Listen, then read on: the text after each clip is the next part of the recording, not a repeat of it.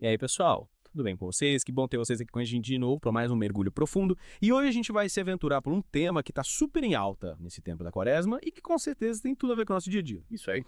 A gente vai mergulhar fundo naquela conexão poderosa entre a liturgia e a vida real. E para deixar tudo ainda mais interessante, a gente vai dar uma atenção especial às leituras desse quarto domingo da quaresma. É um prazer enorme estar aqui de volta para a gente desvendar juntinho as riquezas que a liturgia nos oferece. E olha, falando especificamente das leituras desse domingo, elas trazem mensagens assim de uma força incrível, sabe? De esperança, de renovação. Pois é, a gente vai focar em 3 ideias principais.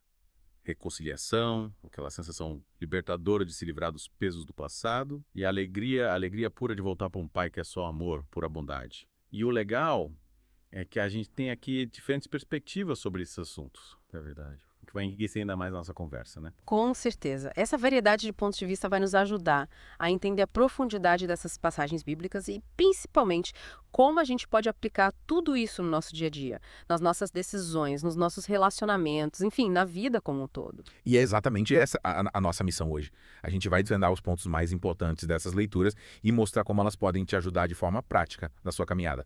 Preparado para a gente começar a destrinchar tudo isso. Preparadíssima. E já de cara, o que me chama a atenção é essa ideia de libertação, de recomeço, sabe? Um novo começo de verdade. Essa ideia já aparece lá na primeira leitura, no livro de Josué. Aquela passagem que Deus fala para Josué: hoje tirei de cima de vocês a humilhação sofrida no Egito. E logo depois, a gente vê o povo de Israel celebrando a Páscoa na terra prometida. E pela primeira vez comendo os frutos daquela terra, deixando para trás o maná, né? É incrível como esse momento é simbólico, né? Porque o maná representava uma dependência total, né?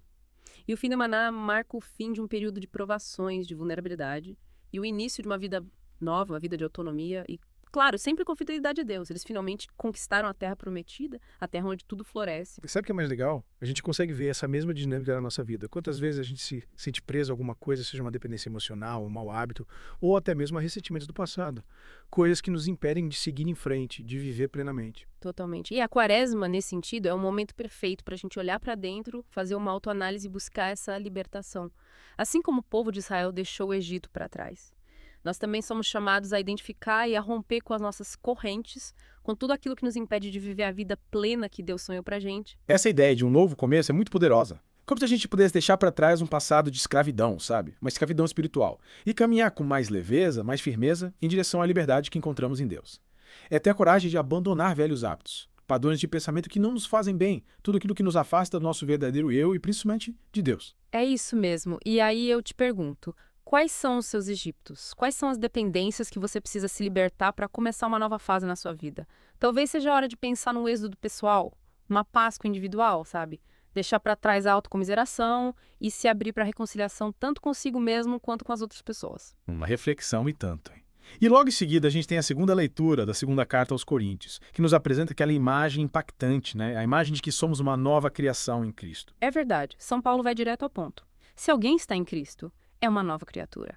Essa frase tem um poder de transformação enorme. Demais. É como se o nosso encontro com Cristo nos renovasse por completo, nos desse uma nova identidade, livre do peso do passado, e essa transformação, essa renovação, acontece principalmente através da reconciliação com Deus. E o que é mais interessante é que essa reconciliação não é algo que acontece só entre a gente e Deus, sabe? Paulo nos dá a missão de sermos embaixadores da reconciliação. Ou seja, a gente tem que levar essa mensagem para o mundo, mostrar para as pessoas o poder transformador da reconciliação.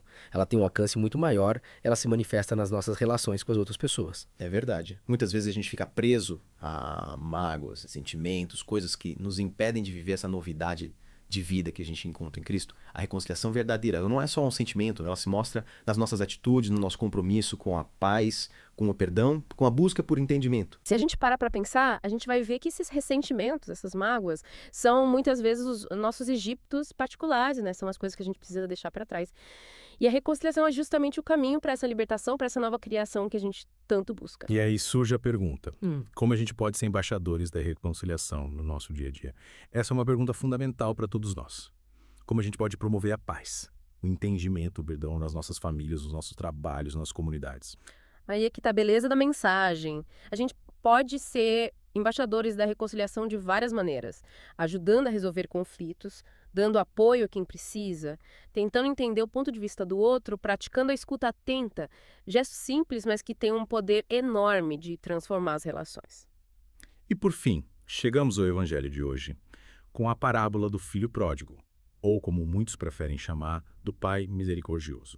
Uma história que todo mundo conhece, mas que sempre tem algo novo para nos ensinar. Com certeza. Aquele pai que espera ansiosamente a volta do filho, que corre para abraçá-lo, que prepara uma festa para celebrar o seu retorno, essa imagem é a representação perfeita do amor incondicional de Deus por cada um de nós. Isso é emocionante demais ver essa disposição de Deus em perdoar, em nos receber de volta, não importa o que a gente tenha feito, os erros que a gente tenha cometido. Ele está sempre de braços abertos, esperando a nossa volta. E o contraste com o filho mais velho é muito importante também. Ele representa aquelas pessoas que, mesmo estando perto de Deus, têm dificuldade em perdoar, em acolher quem errou. Ele se sente injustiçado pela acolhida que o pai dá ao irmão que tinha se perdido. E quantas vezes a gente age como esse filho mais velho, né? Julgando, criticando, com dificuldade em perdoar, em acolher quem errou. A gente se esquece que nós também precisamos da misericórdia de Deus a todo momento. É verdade. Essa parábola nos faz pensar na nossa própria capacidade de perdoar, de acolher. Será que a gente consegue refletir a misericórdia de Deus nos nossos relacionamentos? O nosso coração está aberto para perdoar? Ou a gente se fecha em julgamentos e preconceitos? É fundamental a gente lembrar que o amor de Deus por nós não depende de nada que a gente faça dos nossos méritos. Esse amor está no coração do Pai, um coração que transborda de misericórdia, um coração que anseia pela nossa volta, pela nossa felicidade. E como a gente pode conectar tudo isso com a realidade que a gente vive hoje? O mundo parece estar vivendo uma crise de reconciliação, né? Tanta divisão, tanto ressentimento. E as redes sociais, muitas vezes, acabam piorando tudo, né? Aumentando o julgamento, a polarização. É um cenário bem complicado. Parece que construir pontes, promover o diálogo, o entendimento, vira uma missão quase impossível. As pessoas se fecham nas suas opiniões. E essa cultura de cancelamento, de linchamento virtual, parece estar dominando tudo. É verdade. E é nesse contexto que a liturgia de hoje nos toca de maneira tão profunda.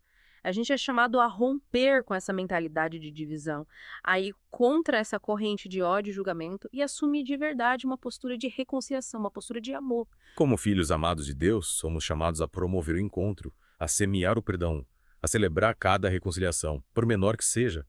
Pequenos gestos no nosso dia a dia podem fazer uma diferença enorme. Com certeza. A gente pode celebrar uma Páscoa pessoal agora mesmo, durante a Quaresma, dando passos concretos em direção à reconciliação, à cura de feridas, à restauração de relacionamentos. Sem dúvida. E essa jornada de reconciliação nos leva, inevitavelmente, a sentir aquela alegria profunda do reencontro, aquela paz que só o perdão e a certeza do amor de Deus podem nos dar.